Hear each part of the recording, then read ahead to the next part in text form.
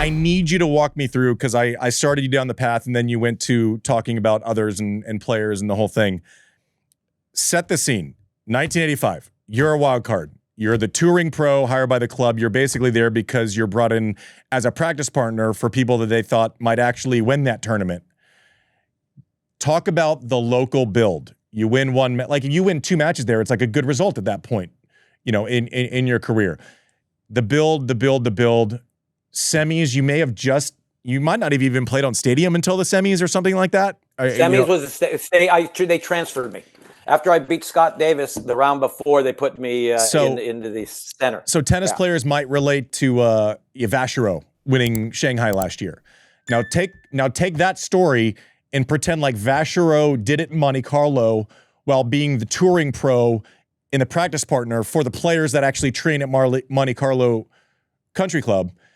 You win this fucking tournament from 140 in the world as a wild card in your kind of new adopted hometown. Like, I think this is one of the most forgotten, like, I don't want to be disrespectful, but like Cinderella stories of an event and someone winning in tennis history, Larry.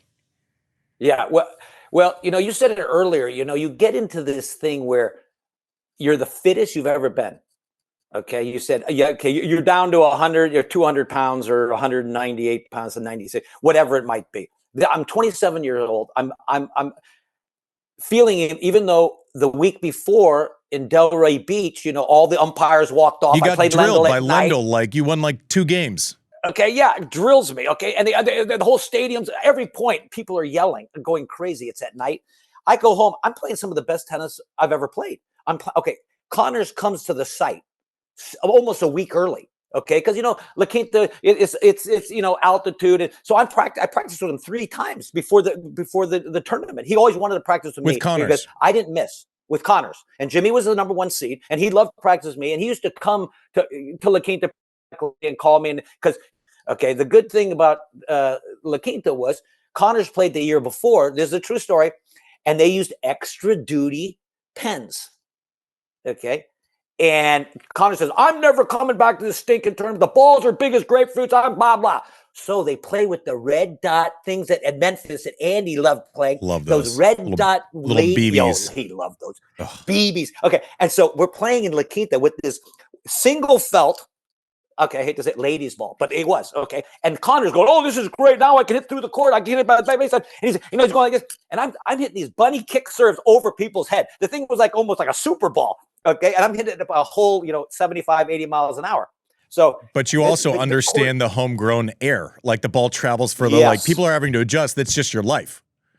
This is a home game. And I know every crack on that court. No, I know on both court, not the center court so much. That's why I avoid it. But that little clubhouse court used to be a swimming pool. Okay, they had little pit marks and little indentations on it, and you could hit into that zone like a bad grass court at Roehampton, and you'd get this weird Super Bowl bounce. Okay, so I played my first round, and I get through it, and the guy was ranked. I think he might have been in qualifier. Okay, and I can't even remember his name. But the second round, I play. Aguilera. Okay, Juan Aguilera from Spain. He's ranked 7 in the world. He won Hamburg. Okay, I'm looking at this guy go, if I lose to this guy in a hard court, okay, this is how my brain thought. I suck. This guy can't play on a hard court. Wait, so wait. I just need to put a pin in this because like the psychosis of an athlete brain, you're 130 or 140 in the world. Yeah, this is a top 10 guy. This guy's ranked 7 in the world. And you have an honest, like your honest recollection of yourself at that moment is if I lose to this guy, I suck. And you're 140 and he's 7. Right. Okay, continue. Okay, and he's serving, I can't even tell you. He can serve. He's great grounders. He played really free in the back. But his serve, I'm taking his serve and I'm just whacking and running the net. Okay. And we go into the first set. And I think I won it like 6-2 or 3. Okay, Juan, you stink. Okay, you might be a good clay court player, but here on this court, so I start getting this really distorted view I'm going to beat this guy like Hamburg. I'm going to sit back and I'm going to grind this fucker into the ground like an eraser on the second set. So we get into this war, okay, and it gets in the tiebreaker, and I'm thinking, what am I doing? Okay, and it's like 4-all in the tiebreaker, and I'm staying back every ball, and I end up losing 7-6. And I have Tommy Tucker in the sidelines. He goes, get to net, idiot. Okay, he said it's not rocket science. Go to net. Yeah, get to net. Okay, and I end up like, oh, and I sound like I got shook up in the head. Okay, and I started chipping and charging on every second serve, coming the ball on every net, and the points were going like this. And I tell people now, no one ever like takes a return and like whacks it and comes to net anymore. No one. There's not one person on the. I watch a lot.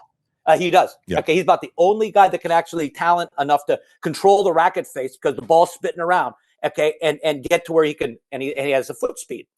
And so I think that's an underrated shot. And so I end up beating him in 3 sets, luckily, because my ego said, oh, God, I've improved so much working with Figueres. Now I got great ground strokes. I said, yeah, they're adequate, but they're no good. I'm not winning any points in the backcourt. My game was coming forward and ending the point with opportunity. And the shortest ball in a rally is a second serve. It's been from the history of time. Okay, that's kind of like, you watch these guys like Fonseca. They got a lot of work to do on their second serves, and because it goes so short. I mean, if they played some good returners like Kafelnikov or Agassi or they'd be in a world of hurt with that thing. That thing's not doing anything. Okay, and so because it didn't never come forward, you're on the run. You're running like a rat in the backcourt. You beat Aguilar, but I got it. Who am I playing next? I got to play Scott Davis. Scott Davis. Yeah, Scott Davis. And the guy has a heart attack. I'm up 6-4. Like a real one? Sir, a real one. Yeah. Wait. Okay. Not Scott Davis. No. The guy in the stands. Oh, yeah, God, okay. I was like, what? He's walking like this. He weighs 250 pounds. He goes, boom. And he goes down. And the ATP doctor, they come together and they're both arguing. Herb Krickstein? Herb. Yeah, there you go. Herb is right there. And he wants Herb. Is he? Okay. And he's on there with this guy and he has his shirt off. They rip his shirt off and they're pounding on this guy's chest. Okay. And so the umpire goes, play on, gentlemen. I look at him, I go, are you serious? And I go, Scotty, because I know Scotty from we recruited him to go to Berkeley when he was 16. So the guy's dying and the umpire tells you to keep playing? Dying. No, I'm not kidding. He's 30 feet away from us on the ledge. He fell over. He took one of the pots and the pots crashed and he fell down and he had a heart attack. And so then I go, I'm not playing. Scott, are you playing? He goes, no, I'm not playing. Okay, we got to get this guy out of here. I mean, and all the people are milling around. The place is in chaos. Okay, and then you can hear the you can't make this up. Ambulance in La Quina, and he's running away. They're trying to find how to get into the tennis facility to get this guy to the Kennedy Hospital in India. Okay, and so and the guy goes, I'm sorry, gentlemen, but we've waited long enough. You need to play. I said, okay, dude. I said, we're not playing. So I don't know. You bring over Ken Farrar, bring over the supervisor. We're not playing. Okay, we can't play. But now I'm getting nervous because I got this guy by the balls. Okay, I'm up a set in the break. Scotty's seated. He's like 14 in the world. I'm thinking I gotta get this match over because this guy Scotty's all hacked off. Okay, and we're both who can beat each other. It's like playing Anaconda. Who can beat each other to the net? Okay, and it's real hot. Okay, that time period, the finals. That year is end of February. It was 125 on the center court at La Quinta, and you can look it up. Okay, that is a true story. I embellish a little bit, but that it was so flipping hot. Okay, and that was another thing for me. Everyone's going, oh, it's so hot, and they're crying like stuffed pigs. And I'm thinking, oh, this is great. These guys have no idea.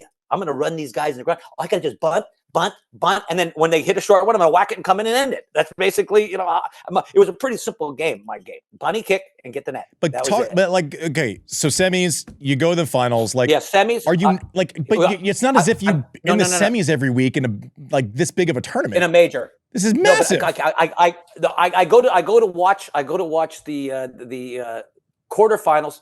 Holmes against Connors. I got to play the winner. I watched the first set. So you're cheering against Connors.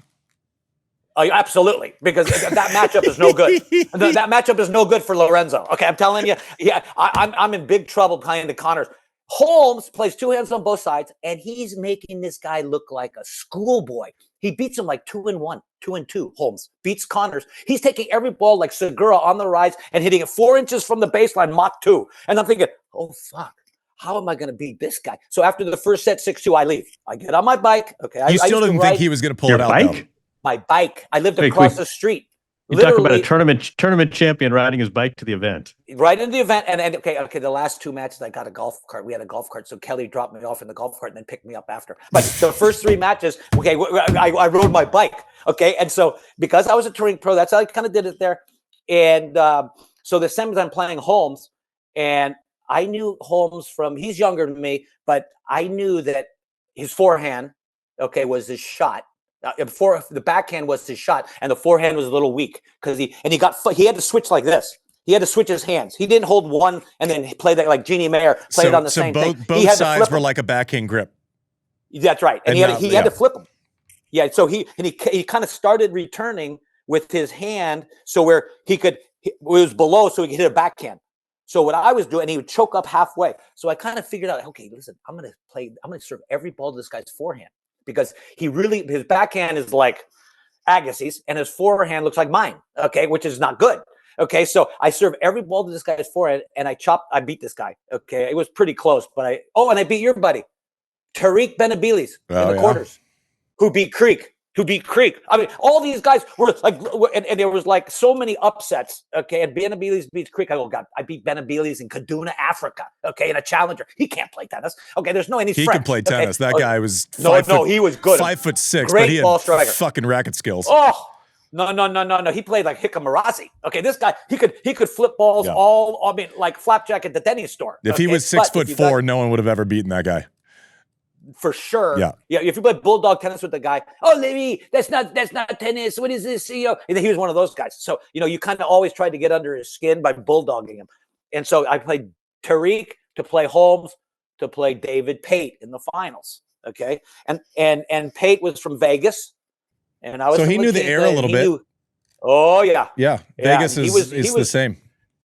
And Pancho Gonzalez was coaching him at the time, helping him. And Pancho was a good friend of mine.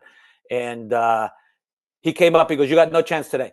I went, "Okay, Ponch, listen, get out of my face and go away." Okay. And Ponch had a look like Andy when he got pissed. Okay. Every time he looked at you. Okay. And because he was from Vegas, Caesars, the touring and the pro from Caesars, and Ponch was the greatest guy ever. And so before the match, he gives me this, you got no chance, blah, blah, blah. And in the runway, we're ready to go out on the court, and we both used Adidas.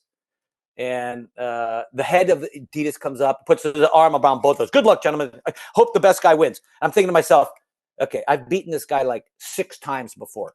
Pate. There's no way I'm losing to this guy. Okay, but then I started to think, finals are pretty good. I'm thinking to myself, right with this guy on my hand. And I said, snap out of it. I kind of slapped myself on the side of the head. Snap out of it. This is your one opportunity. Okay. This is a 1,000. If you limp out. Okay, cue the Eminem soundtrack, Sean. Yeah. Limp out on this thing. Okay. It's going to be totally unacceptable. So the first game. Okay. And then there's a best of 5. See, in the old days, the 1,000s were all best of 5. In the final. Okay. And people don't realize it. Okay. So it's 125. My legs are not feeling too good, and they're a little wobbly. Okay, so we get out in the first. We do the coin flip, and I go, "I'll serve."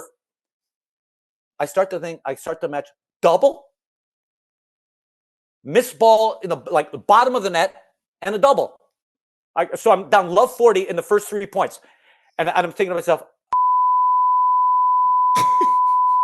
you haven't made a mistake, and now sphincteritis has got a hold of you. Okay, and I lose serve at love. I sit on the changeover, put the towel over my head, and give myself the biggest tongue lashing ever.